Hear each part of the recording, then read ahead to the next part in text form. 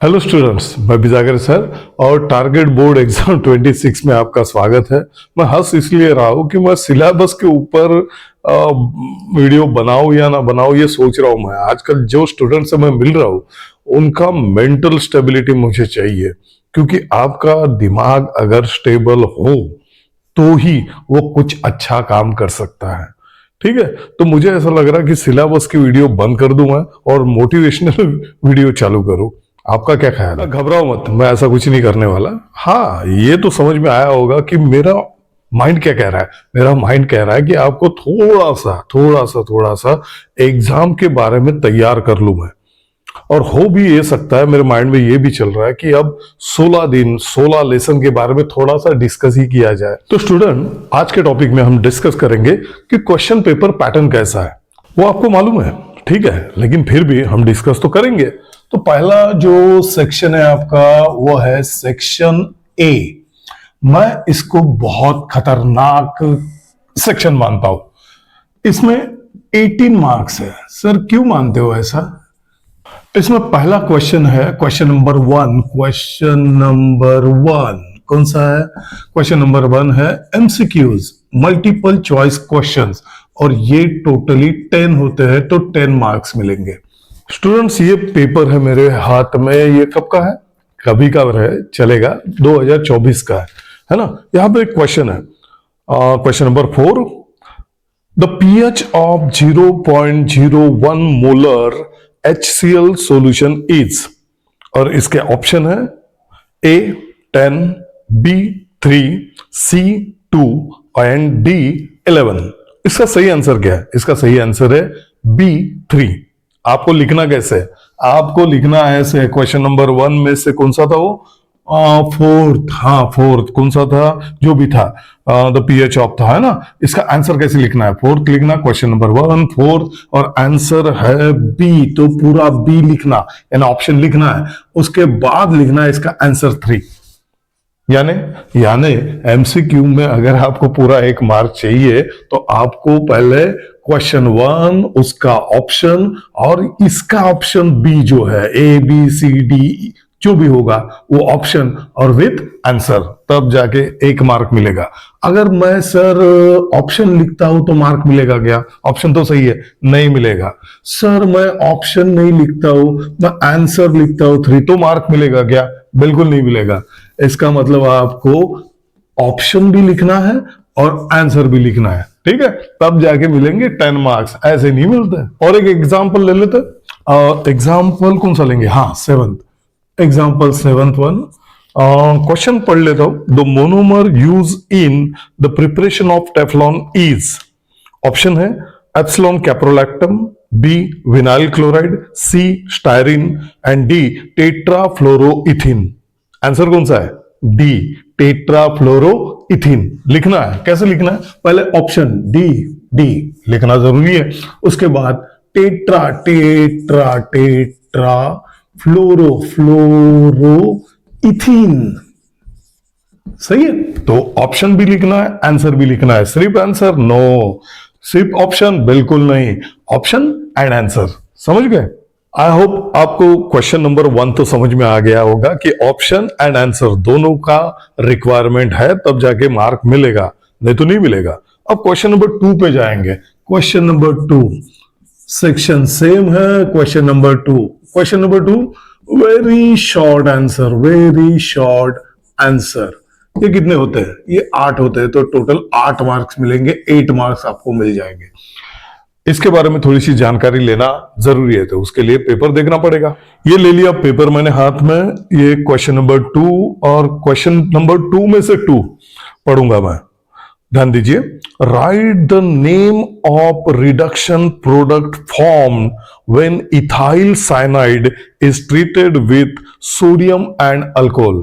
तो simply reduction है, तो रिडक्शन किसका है? इथाइल साइनाइड का। रिडक्शन करेगा कौन? Sodium plus alcohol. क्या बनेगा? इथाइल साइनाइड का क्या बनेगा? इथाइल साइनाइड का क्या बनेगा? बिल्कुल प्रोपाइल अमाइन बनेगा, वो भी नॉर्मल प्रोपाइल अमाइन। तो इसको लिखना कैसे? यहां पे लिखा है, देखो क्वेश्चन फिर से पढ़ूंगा मैं। Right the name, right the name, right the name. ध्यान देना, ये क्वेश्चन नंबर 2 कितने मार्क्स का है? ये 8 मार्क्स का है, 8 क्वेश्चन है, तो ईच क्वेश्चन कैरी 1 मार्क। यहां पे 1 मार्क के लिए 1 स्टेटमेंट देना है, यानी सिर्फ नेम देना है उसका, ना कि पूरी रिएक्शन लिखना है, ना ही बैलेंस करना, ना कुछ कंडीशन देना है। सिंपली इसका आंसर क्या होगा? कौन सा क्वेश्चन था ये? Question number 2। 2 में से 2 है ना answer. N propyl amine. Common name लिख दिया हमने। आईयूपीएसी नेम लिखना है, लिख सकते हो बिल्कुल, आपको जो आता है कॉमन नेम, आईयूपीएसी नेम। उसने पूछा है नेम, आप आइदर वे से लिख सकते हो। ठीक है, तो समझ में आ गया आपको। और एक एग्जांपल ले लें। बिल्कुल, क्या लिखा है? 7th वाला, 7 नंबर 7। ओके, क्या लिखा है? Write the sign convention of work done during expansion of gas. Gas जब एक्सपांड होती है तो वर्क डन का साइन कन्वेंशन लिखो। क्या लिखना है? क्या होता है? गैस एक्सपांड हो रही तो वर्क डन, हाँ work done W equal to negative. बस इतना लिखना है, नहीं इतना भी नहीं जमता। ओके, यह हटा दो, आप लिखो सिर्फ निगेटिव। निगेटिव क्या सर ये वैलिड है? हाँ बिल्कुल, 1 मार्क है। कुछ भी ज्यादा लिखना नहीं है। क्यों? मैंने पहले ही बोला था ये खतरनाक है। खतरनाक क्यों मालूम है क्या? क्योंकि इसमें या तो आपको 1 मार्क मिलेगा या तो 0 मिलेगा। हाफ मार्क का कोई चांसेस नहीं है, यानी आपको आइदर 18 मिलेंगे या तो फिर 0 मिलेगा। नहीं नहीं नहीं सर, हम कुछ तो अच्छा कर लेंगे। हाँ बिल्कुल कर लोगे, लेकिन मेरा कहने का मतलब है इसमें हाफ मार्क नहीं होता। इसलिए जितना पूछा जाए उतना ही आंसर देना, उसके बाद ऊपर कुछ लिखने की जरूरत नहीं है ना। चलो जल्दी से हम आ जाते हैं सेक्शन बी पे। सेक्शन बी जो 2 मार्क्स क्वेश्चन रहेगा। टोटल क्वेश्चन रहेंगे 12, अटेम्प्ट करने हैं 8। टोटल मार्क्स मिलेंगे 8 इंटू 2, 16 मार्क्स। लेकिन 12 क्वेश्चन है तो 8 क्यों अटेम्प्ट करेंगे? 12 करेंगे, आए ना आए नंबर तो जरूर लिखेंगे अब ऑप्शन के साथ। नहीं, आपको आएंगे भी और 12 भी अटेम्प्ट कर सकते हो, लेकिन मिलेंगे आपको 16 मार्क। ये हर एक क्वेश्चन जो होता है वो 2 मार्क्स क्वेश्चन रहता है। 2 मार्क्स क्वेश्चन है ना, 2 मार्क क्वेश्चन। इसमें पैटर्न क्या है? इसमें पैटर्न है, पहला डेफिनेशंस, वैलिड 2 डेफिनेशंस कंसेप्ट के साथ आपको लिखना है, या तो फिर डिस्टिंग्विश बिटवीन है ना, शॉर्टकट में लिख रहा हूं, हाँ समझ लेना। उसके बाद डिस्टिंग्विश बिटवीन, हाँ इसमें 4 वैलिड पॉइंट्स होने चाहिए, लेकिन उसका बेस सेम होना चाहिए। बेस सेम यानी यहाँ टेम्परेचर इंक्रीज है तो वहां टेम्परेचर डिक्रीज दिखाना, ना कि हीट बढ़ाना या कम करना।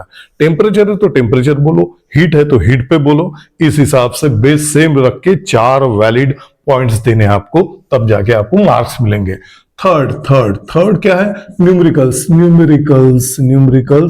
हाँ यहाँ पे देखो, formula carry half mark, value putting carry half mark, and answer with unit carry 1 mark.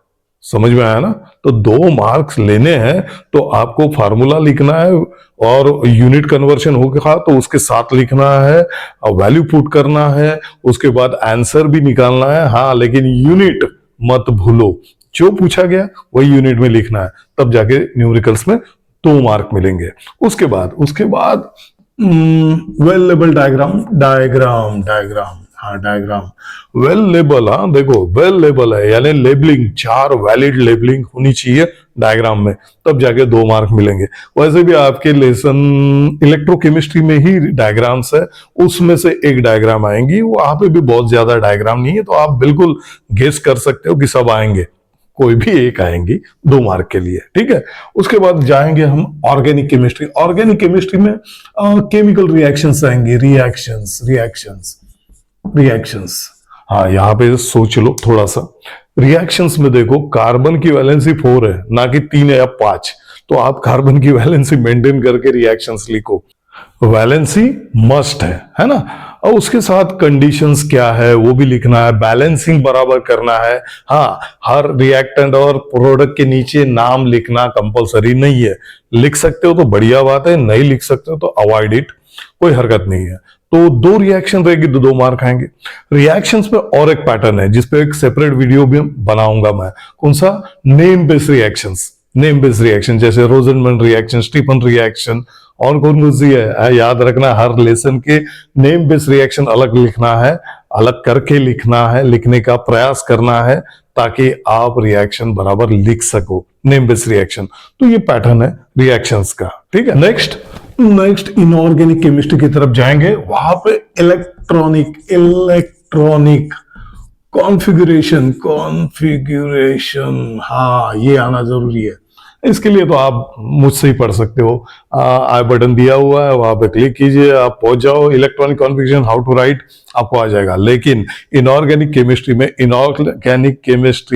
Electronic configuration आना मस्ट है। उसके बाद हम बात करेंगे रिएक्शंस की। सर ऊपर भी तो रिएक्शंस लिखी है, हाँ रिएक्शंस है, लेकिन ये इनऑर्गेनिक केमिस्ट्री की रिएक्शंस है ना। इनऑर्गेनिक की रिएक्शंस, इसको बैलेंस करने के लिए जरा स्टेबल मेंटेलिटी की जरूरत होती है। ये ऑर्गेनिक जैसा इजीली बैलेंस नहीं होता, लेकिन आप कर पाओगे अगर आपका बैलेंसिंग सही है तो प्रोडक्ट भी सही है। ये बात कंफर्म ले लेना मुझसे, है ना। आप बैलेंस कर पाओगे तो आपका प्रोडक्ट कभी गलत नहीं आएगा। आप आइदर वे से जा सकते हो कि आपका प्रोडक्ट सही है तो बैलेंस तो हो ही जाएगा, ठीक है। आप आइदर और में लो, लेकिन रिएक्शंस लिखनी है। और मेरा एक गुरु मंत्र है आपको कि अगर आपको इजीली ये जम जाए तो ठीक है, नहीं तो इसको बाद में यानी अच्छा खासा पेपर होने के बाद फिर से रीट्राई कर लेना, ठीक है, अगर नहीं जमता है तो, ठीक। उसके बाद हम जाएंगे अप्लाइड केमिस्ट्री। अप्लाइड केमिस्ट्री में क्या है? मस्त है। अप्लाइड केमिस्ट्री में ग्रीन केमिस्ट्री क्या है, नैनो टेक्नोलॉजी क्या है, पॉलीमर यानी क्या, पॉलीमर के मोनोमर कौन से है, ऐसे सवाल है। एप्लीकेशंस क्या है, यूजेस क्या है, इसके बारे में ज्यादा पूछते हैं। तो मैं इसको कैसे लिखूं? मैं अप्लाइड केमिस्ट्री लिख लेता हूं। अप्लाइड केमिस्ट्री, है ना, केम लिख लेता हूं, आप समझ जाएंगे, है ना। मैंने क्वेश्चन पैटर्न बता दिया। जैसे ग्रीन केमिस्ट्री में 12 रूल में से 2 रूल बता दो, या एप्लीकेशन बता दो नैनो टेक्नोलॉजी का, ऐसे क्वेश्चन आएगा। हाँ, सेकंड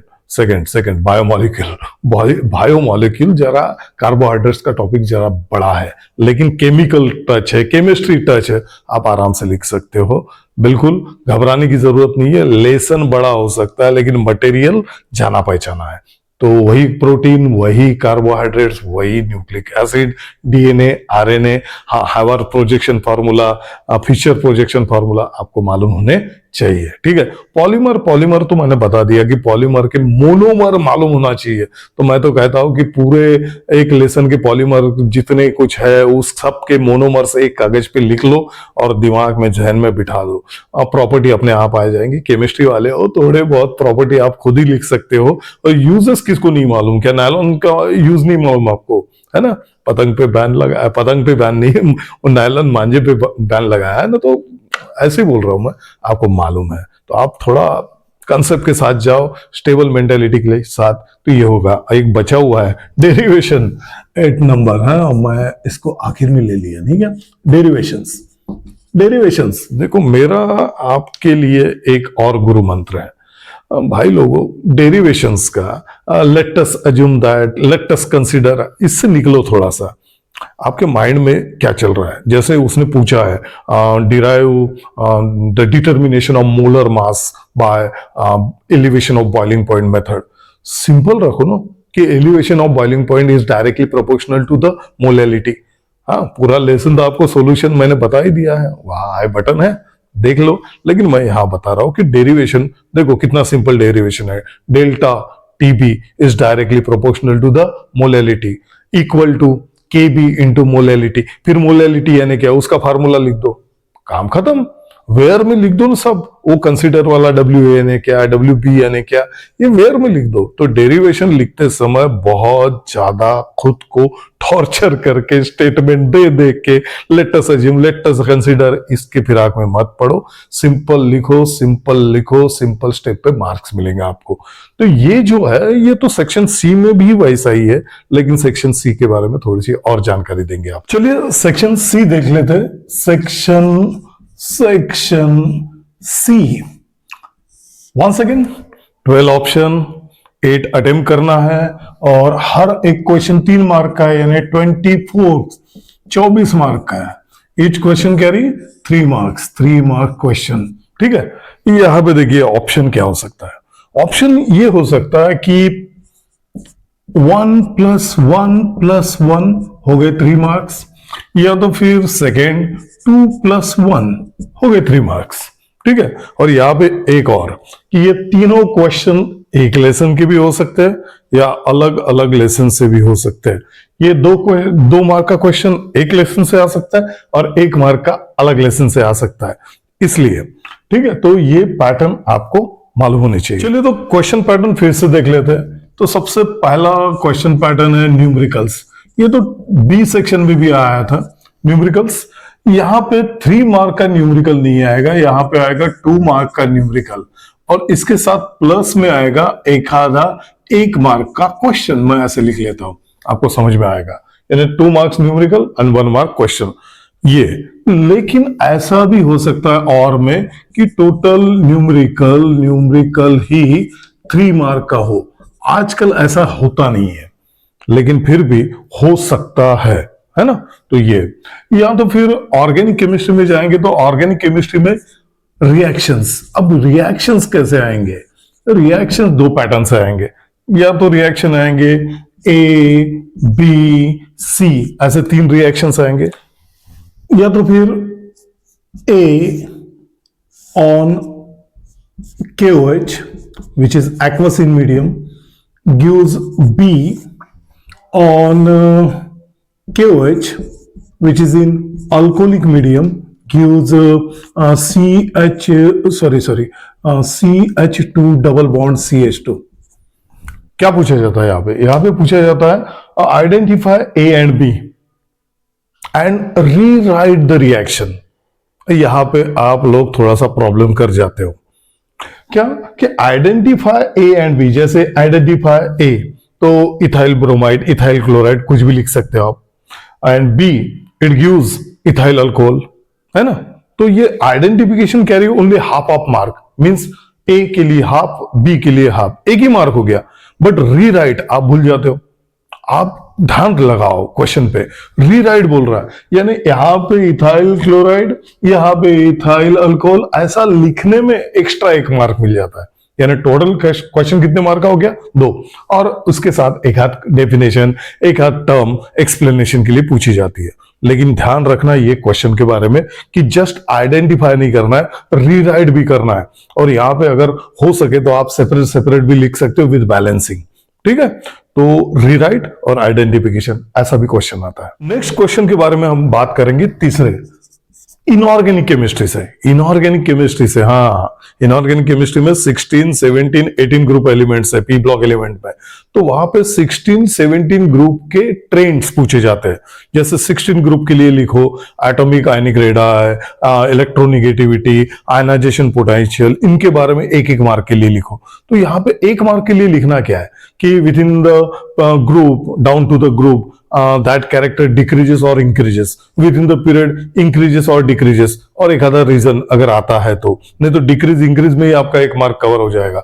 ज्यादा लिखना नहीं है, लेकिन ये सवाल आता है। जैसे और एक आता है लैंथेनाइट कॉन्ट्रैक्शन, लैंथेनाइट कॉन्ट्रैक्शन के बारे में 2 मार्क का क्वेश्चन आता है, तो 1 मार्क के लिए किसी और का एक आध न्यूमेरिकल 1 मार्क का डाल सकता है आपको। तो ऐसे पैटर्न आते हैं। आपका प्रॉब्लम क्या है मालूम है कि यहाँ पे 2 मार्क का क्वेश्चन तो आपको दिखता है, 1 मार्क का छोटा सा यूजेस नहीं दिखता। नियॉन के यूजेस पूछ लिए, है ना, हेलियम के यूजेस पूछ लिए, आप बताते नहीं क्यों। एसीटोन के यूजेस पूछ लिए, आप बताते नहीं हो। आपका क्वेश्चन की तरफ ध्यान ही नहीं जाता। आप ऊपर का देखते हो, 2 मार्क का अटेम्प्ट कर लेते हो, तीसरे मार्क का छोड़ देते हो। तो ये आमतौर से सी सेक्शन में आपका प्रॉब्लम हो सकता है। तो आप इसको अवॉइड करो। क्वेश्चन 10-20 मिनट्स तो ज्यादा मिल रहे हैं हमको, तो आप ध्यान लगाओ क्वेश्चन पेपर पे, क्वेश्चन पे ध्यान लगाओ, तो आप आंसर लिख सकते हो, आपके दिमाग में रहता है आंसर, आप छोड़ देते हो, नजरअंदाज कर देते हो। तो ये सी सेक्शन के लिए आप ध्यान में रखना। स्टूडेंट्स, डी सेक्शन की तरफ जाने से पहले मैं 2 गुरु मंत्र आपको देना चाहूंगा। गुरु मंत्र, याद रखना, गुरु मंत्र कौन सा, कि अगर आप सेंटर पे पहुंच रहे हो 10:30 बजे, तो आपको 8:30 बजे किताब को नमस्ते टाटा बाय बाय करना है। किसी नोट्स को, किसी किताब को 8:30 बजे के बाद पढ़ना नहीं है, बस गार्ड बांध लो। क्योंकि माइंड स्टेबल रहेगा, खुला रहेगा तो काम में आएगा। आप उसमें 8:30 से 10:30 बजे तक बेमतलब का नोट्स, किताबों का ज्ञान भरते रहोगे तो खाली कब रहेगा, काम कब करेगा वो, है ना। उसको स्टेबिलिटी चाहिए, है ना, नींद चाहिए, तभी दूसरे दिन कुछ काम कर सकोगे आप। वैसे ही माइंड का है, 2 घंटे रिलैक्स रखो उसको। क्रिकेटर भी तो फुटबॉल खेलते हैं 2 घंटे 3 घंटे मैच के पहले, है कि नहीं, तो याद रखना। तो मानस शास्त्र कहता है कि आप रिलैक्स रखो मेंटेलिटी को, तो 2 घंटे पढ़ना नहीं है, 8:30 बजे के बाद किताब हाथ में नहीं चाहिए, कोई नोट्स भी नहीं चाहिए। ओके, ये याद रखना, ये पहला गुरु मंत्र। और दूसरा, भाई एग्जाम हो गई, अब साइकिल स्टैंड, व्हीकल स्टैंड पे आ गए हम लोग, और वहां पे चटर पटर कर रहे, अरे यार तेरा वो गया कैसे, वो तूने लिखा कैसे, अरे यार छूट गया। बेमतलब की बेफिजूली बात आप करते क्यों हो? आपका पेपर हो गया है, अगर किसी दोस्त ने बता भी दिया कि ये आंसर ऐसा नहीं ऐसा नहीं, तो वापस देने वाला है क्या वो पेपर लिखने के लिए? नहीं ना, खत्म हो गई ना बात, छोड़ो। और घर जाके भी वहां से तो निकलो आप पहले, और घर जाने के बाद भी आप उस पेपर को हाथ में मत रखो, उसको रख दो किसी खोपचे में, किसी छुपी जगह पे। हाँ, खोपचा चल वर्ड है, तो किसी छुपी जगह पे रख दो, और हाथ मत लगाना। जब लगाना वो वक्त होगा एग्जाम के बाद का, क्योंकि अगला पेपर है, थोड़ा रिलैक्स हो, अगले पेपर की तैयारी करो। तो ये 2 गुरु मंत्र गार्ड बांध लेना। चलिए तो फिर डी सेक्शन की तरफ। सेक्शन डी, डी छोटा हो गया, छोड़ो। सेक्शन डी कितने मार्क का होता है, कितने ऑप्शन रहते हैं? 5 ऑप्शन, 3 अटेम्प्ट करना है, यानी 3 into 4 12 मार्क का डी सेक्शन है ना। Each question carry 4 mark. ऐसा कोई सवाल ही नहीं बना केमिस्ट्री में कि वो जो 4 मार्क के लिए आ सके आजकल। तो कैसा होगा इसका पैटर्न, कैसा होगा इसका पैटर्न? वंस अगेन ऑप्शन देता हूं मैं आपको, 1 + 1 + 1 + 1, ये हो सकता है। दूसरा जो आमतौर से देखा जाता है 2 + 2, या तो फिर ऐसा आमतौर से दिखता नहीं है आजकल, 3 + 1 वाला पोर्शन नहीं है। तो यहां पे मैं इसको नहीं बोलूंगा, क्रॉस करके रखता हूं, लेकिन ऑप्शन लिखूंगा मैं यहाँ पे 2 + 1 + 1 बिल्कुल हो सकता है ना। और मैंने जैसे कि सी सेक्शन में बताया आपको, हर एक सवाल अलग अलग लेसन से हो सकता है, या तो फिर एक ही लेसन से हो सकता है, या 2-3 लेसन मिला के भी ये पैटर्न बन सकता है। तो आप इसको अटेम्प्ट करते समय पूरे क्वेश्चन दिमाग में रखना है, अच्छे से पढ़ना है, और उस क्वेश्चन को अटेम्प्ट करना है। क्वेश्चंस देख लेते हैं। क्वेश्चन में वही पैटर्न रहेगा, वही न्यूमेरिकल हर सेक्शन में होगा न्यूमेरिकल्स। तो यहाँ पे आपको मालूम है 2 मार्क का न्यूमेरिकल रहेगा एक, तो प्लस में 2 मार्क का एक हाथ थ्योरेटिकल क्वेश्चन रहेगा, ठीक है। दूसरा क्वेश्चन रहेगा रिएक्शंस आमतौर पे यहाँ पे 3 मार्क के लिए दिए जाएंगे, और प्लस में 1 मार्क का कोई और एक क्वेश्चन लिया जाएगा। आमतौर से सेक्शन डी में जो तीसरा पैटर्न है वो है इनऑर्गेनिक